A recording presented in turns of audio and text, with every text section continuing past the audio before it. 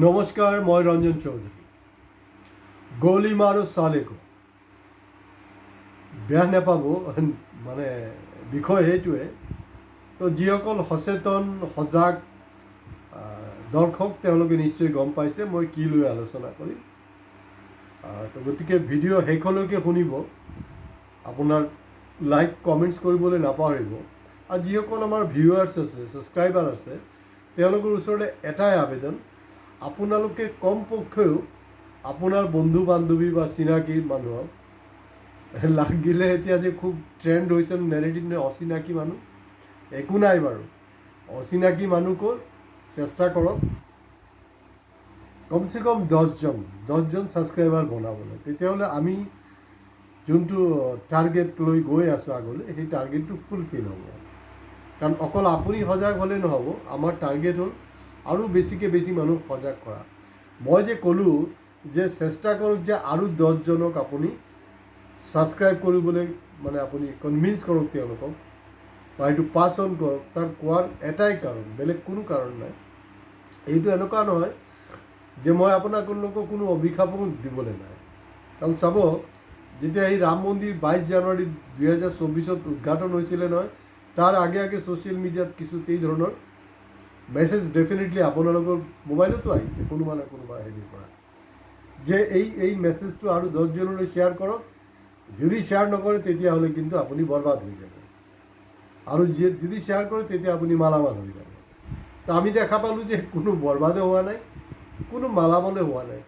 যেনেকৈ আছিলে সেনেকৈ চলি আছে। সূৰ্যৰ জেগাতে আছে, চন্দ্ৰৰ জেগাতে আছে, আমি পৃথিৱীতে আছে। তো গোলি মাৰো চালেকো, তো এইটো কোনে কৈছিলে? এই মহান ব্যক্তিজনৰ কথাই মই আজি আলোচনা কৰিম। এয়া হ'ল কি অনুৰাগ ঠাকুৰ কেতিয়া কৈছে? 23 আগষ্ট হ'ল কি আমাৰ ৰাষ্ট্ৰীয় মহাকাশ দিৱস, নেশ্যনেল স্পেচ ডে'।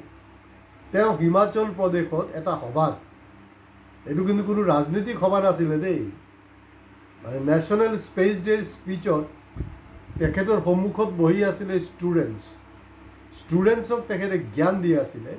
আৰু জ্ঞানটো কি সুধিছে, মানে মহাকাশলৈ মানে প্ৰথম কোন গৈছিলে? তো নেচাৰেলি এতিয়াতো যি ষ্টুডেণ্টটো আপোনাৰ বিজ্ঞান সম্পৰ্কে সজাগ। এতিয়াতো সেইবিলাক দিন গ'ল, যথেষ্ট সজাগ তেওঁলোকে পঢ়া শুনা কৰে, চব বস্তু ঠিকেই আছে তেওঁলোকৰ। চিম্পলি তেওঁলোকে ক'লে নীল আৰ্মষ্ট্ৰঙৰ কথা তেখেত ক'লে। তো তেওঁ লগে লগে ক'লে এয়াও নহয়, প্ৰথম নাকি মহাকাশচাৰী আছিলে এই যে ৰামায়ণৰ যে হনুমান আছিলে নহয়, বজৰংবলী, সেই বজৰংবলী, আৰু তেওঁ নাকি প্ৰথম মহাকাশলৈ গৈছিলে। আপুনি চিন্তা কৰক, যিটো সময়ত ভাৰতবৰ্ষ দাবী কৰি আছে যে আমি বিশ্বগুৰু, যিটো সময়ত আমি 2027 আমাৰ প্লেনিং আছে, 2023 আমাৰ স্পেচৰ প্লেনিং আছে, 2040 আমাৰ স্পেচৰ প্লেনিং আছে, আৰু সদ্যহতে ঘূৰি অহা যি স্পেচৰ পৰা, মহাকাশৰ পৰা যি ঘূৰি আহিলে, তেখেতক লৈ মানে ড্ৰামাবাজি চূড়ান্ত হৈছে। স্পেচিয়েল পাৰ্লামেণ্ট ছেশ্যন 370ক লৈ বহিবলৈ তেওঁলোকৰ সময় নাই, বা কেবক লৈ বহিবলৈ সময় নাই। সেইটোক লৈ স্পেচিয়েল পাৰ্লামেণ্ট ছেশ্যন, যিটোক মানে আপোনালোকে জানি থ'ব যে এইটো মানে চূড়ান্ত বদমাচি হৈছে, আৰু অপজিশ্যনে ইয়াৰ বিৰোধিতা কৰিছিলে, আৰু তেওঁলোকে সঠিকভাৱে বিৰোধিতা কৰিছিলে। ৰাকেশ শৰ্মাওতো গৈছিলে ইন্দিৰা গান্ধীৰ জমানাত। এইবিলাক কৰা হৈছিল, এইবিলাক ভেমেচালি কৰা হৈছিল। তেওঁলোকৰ নেৰেটিভটো কি? তেওঁলোকৰ নেৰেটিভটো হ'ল যে মানে প্ৰথম নাকি বিশ্বত প্লেইন আৱিষ্কাৰ কি আছিলে? ইণ্ডিয়া কৰিছিলে। কেৰেক্টাৰটো কি জানে? এই যে ৰাৱণে যে সীতাক লৈ গ'ল, এনেকুৱা প্লেইন থাকিব পাৰেনে? মোদীক কওকচোন এনেকুৱা প্লেইনত ফুৰিবলৈ। কিমান well protected, bullet proof plain থাকে। আৰু প্লেইনটো বাদেই দিয়ক, তো কাৰখনো বুলেট প্ৰুফ। আপোনাৰ কি বঢ়িয়া চিন, মানে একদম হাঁহি আছে, আপোনাৰ সীতাক লৈ আছে আৰু গৈ আছে, আমিও চাই আছোঁ। প্লাষ্টিক চাৰ্জাৰী নেকি ইণ্ডিয়াৰ? এই যে কালিয়ে গণেশ পূজা আছে, যদি আপোনালোকে বিচাৰে কমেণ্ট বক্সত কমেণ্ট দিব, মই গণেশ সম্পৰ্কেও কালি দৰকাৰ হ'লে ইউটিউবত কথা পাতিম। কালি গণেশ পূজা, গণেশৰ ওপৰত মই ক'বলৈ আছে যি বস্তুবিলাক আপোনালোকে নাজানে। প্লাষ্টিক চাৰ্জাৰী তাত, টেষ্ট টিউব বেবী নেকি বোলে ইণ্ডিয়াত, টেষ্ট টিউব বেবী মানে সেই মহাভাৰতৰ ষ্টৰিটো গম পায়। ঠাকুৰ মানে তেওঁলোক কিন্তু ব্ৰাহ্মণ মানুহ নহয়, তেওঁলোক পণ্ডিত নহয়। এটা বস্তু আপোনালোকে স্পষ্টকৈ জানি থ'ব।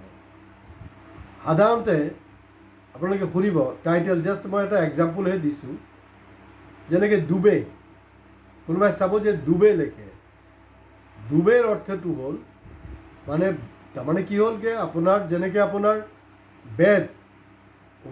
বেদৰ মানে কেইবাটা ভাৰ্জন আছে, আটাইতকৈ বেছিতো 300তকৈ বেছি ভাৰ্জন আপোনাৰ ৰামায়ণত আছে। ৰামায়ণৰ ভাৰ্চনটো আপোনাৰ 300তকৈ বেছি, কিন্তু বেদত কি হ'ল 4টা। তো 4টাত কি হৈছে, তাৰমানে আমি যে ডুবে যোনে লিখি আছে, ইয়াৰ অৰ্থ হ'ল তেখেতে বেদৰ 2টা হেৰি সম্পৰ্কে তেওঁৰ জ্ঞান আছে। কাৰণ তেতিয়া কোনো প্ৰিণ্টৰ ব্যৱস্থাটো নাছিলে।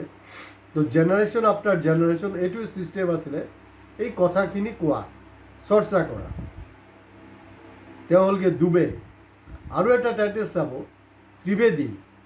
ত্ৰিবেদীৰ অৰ্থটো হ'ল যাৰ নেকি 3টাৰ ওপৰতে জ্ঞান আছে। আৰু এটা আছে টাইটেল চতুৰ্বেদী। চতুৰ্বেদী মানে এই বেদৰ যে 4টা অধ্যায় আছে, 4টা সংস্কৰণ আছে, তাৰমানে গোটেই বস্তুটোৰ ওপৰত তেখেতৰ নিয়ন্ত্ৰণ আছে। সেইটো কাৰণে টাইটেলবিলাক ঠাকুৰ নহয়, কিন্তু ঠাকুৰ নহয়। আৰু যি খুচি ভুল ভাল তেওঁলোকে কৈ থাকে। একফালে মানে স্পেচত হেৰি, আৰু এই ৰাকেশ শৰ্মাৰ সময়ৰ কথাটো মনত পেলাওক। সুধিছিলে ৰাকেশ শৰ্মাক ইন্দিৰা গান্ধী স্পেচত যোৱাৰ পিছত তাৰ পৰা আমাৰ পৃথিৱী কেনেকুৱা লাগিছে, ভাৰতবৰ্ষ কেনেকুৱা লাগিছে, কি হৈছে, তেখেতে উত্তৰ কি আছিলে, সাৰে জাহাঁ সে আচ্ছা হিন্দুস্তান হামাৰা। কিমান বঢ়িয়া এটা বাৰ্তা। আৰু এই আমাৰ হেৰি মোদীয়ে, বিশ্বগুৰুৱে কি বুলি ক'লে, পকৰা লেকে গিয়া কিয়া, ওটো খিলায়া কিয়া, হালোৱা লেয়া কিয়া। চাওকচোন, মানে গণ্ড মূৰ্খ আৰু কথা বতৰা স্পেচত গৈছে, কি কথা পাতি আছে। আৰু তেখেতক লৈ ডেমো চলি আছে, চাৰিওফালে এটা ডেমো চলি আছে। গতিকে আনচাইণ্টিফিক কথা বতৰাৰ যোগেদি অকল ভাৰতবৰ্ষ নহয়, গোটেই বিশ্বত কিন্তু আমি হাস্যস্কৰ এটা পজিশ্যনত আহিছোঁ। আৰু এইখিনিতে মই দেখিছোঁ, মই বেছি দীঘলীয়া নকৰোঁ এই মানে এপিছ'ড। খালি এটা বস্তু মই জানিব বিচাৰি আছোঁ যে বেলেগ ৰাজ্যৰ পৰা একজন বিদ্যমান মহিলা, কোনো এৰাগাৰ মানুহ নহয় কিন্তু দেই, আহি তেওঁ নাগৰিক সভাৰ মিটিঙত ঠিকেই কৰিছে। সাংবাদিকবিলাকতো সাংবাদিকে, কাৰণ তেওঁলোকে গতি মিডিয়া হিচাপে কাম কৰি আছে, সদায় ট্ৰেপত পেলাব বিচাৰে। আৰু মই সদায় কিন্তু বুদ্ধিজীৱীবিলাকক কওঁ যে you people R not politically smart people, you may be intellectual মানে যে ইয়াৰ অৰ্থ এইটো নহয় কিন্তু আপুনি চতুৰ নহয়। ইণ্টেলেকচুৱেলিটি আৰু ধূৰ্তামিটো 2টা বেলেগ বেলেগ সুকীয়া বস্তু। ট্ৰেপত পেলাই কিবা এটা মুখলৈ আহিছে বাৰু। সেইটোক লৈ মানে বিজেপিৰ যি এজেণ্ডা, ইয়াক ছাকচেছফুল কৰাৰ কাৰণে, কাৰণ গোটেইকেইটা সংগঠন, আজি অসমত কোনো এটা সংগঠন আছুৰ পৰা আৰম্ভ কৰি একদম তললৈকে আহক, এটা সংগঠনে ক'ব নোৱাৰিব যে নহয় আমি বিজেপিৰ বি টিম নহয়, বিজেপিৰ বি টিম নহয় বুলি ক'ব নোৱাৰিব। ৰাতি হ'লে এ টিম আৰু দিনত সিহঁতি বি টিম, কোনো ক'ব নোৱাৰিব।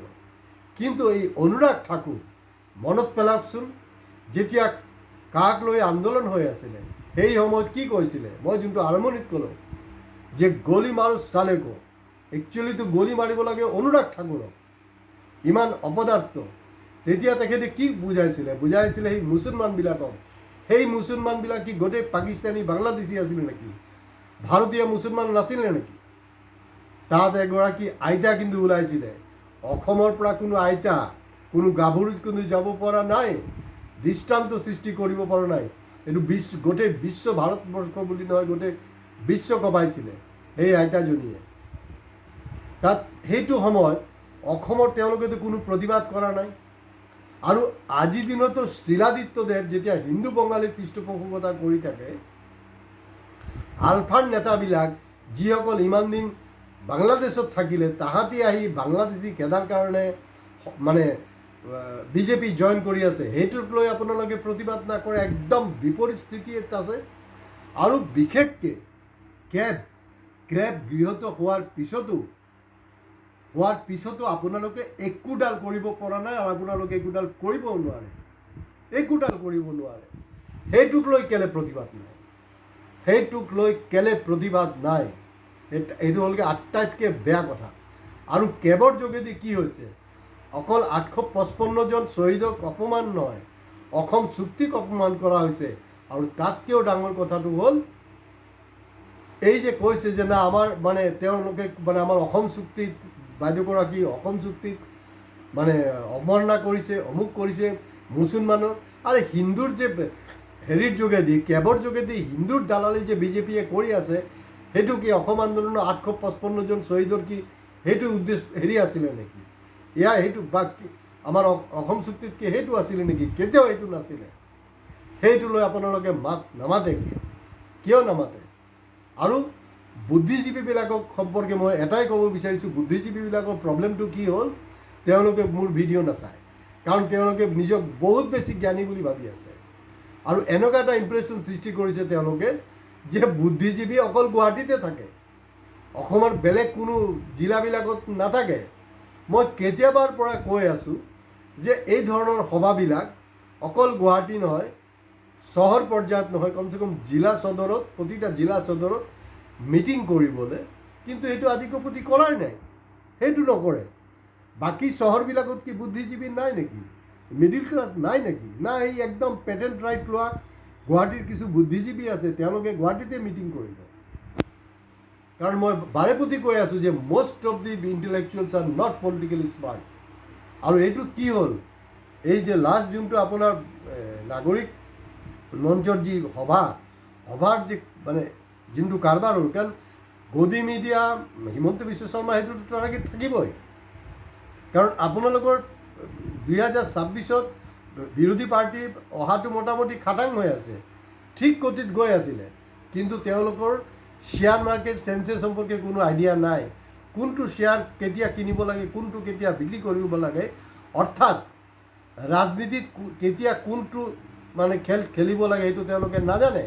তেওঁলোকে হিমন্ত বিশ্ব শৰ্মাৰ পৰা শিকা উচিত। এতিয়া কি হ'ল, এই ৰিচেণ্ট ঘটনাত বিৰোধী ঐক্যমঞ্চ নাই কিয় কমচে কম কিন্তু আপোনালোকে একমাহ পিছলৈ গুচি আহিলে। অৰ্থাৎ এই যে শ্বেয়াৰ মাৰ্কেটৰ যে চেঞ্চেক্স এইটো কিন্তু নামি আহিলে।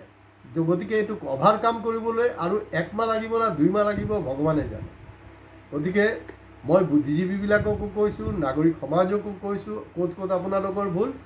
আৰু বিশেষকৈ এই একতৰফীয়া দালালি কৰক চৰকাৰক, কিন্তু এনেকুৱাকৈ নিৰ্লজ্জৰ দৰে কিন্তু দালালি নকৰিব। আজি ইয়াতে শেষ কৰিছোঁ। ভিডিঅ' ভাল লাগিলে শ্বেয়াৰ কৰিব। হয়, প্লিজ ছাবস্ক্ৰাইব কৰিবলৈ নাপাহৰিব। নমস্কাৰ।